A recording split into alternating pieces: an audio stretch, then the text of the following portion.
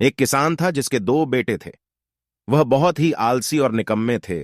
वह अपने पिता को कामकाज में हाथ बटाने के बजाय आलस किया करते थे, इधर उधर घूमते फिरते थे। किसान को अपने बेटों की बहुत फिक्र थी।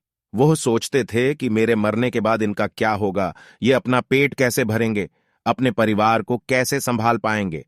एक दिन किसान की हालत बहुत ही गंभीर थी। कहने का मतलब, किसान मरने की हालत में था।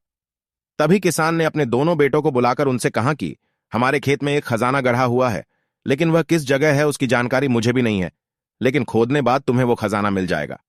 इतना कहकर किसान भगवान को प्यारे हो गए।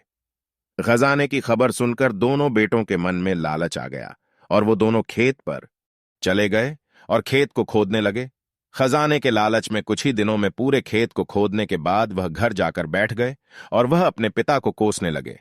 इसी तरह कुछ महीने बीत गए और वर्षा ऋतु का आगमन हुआ।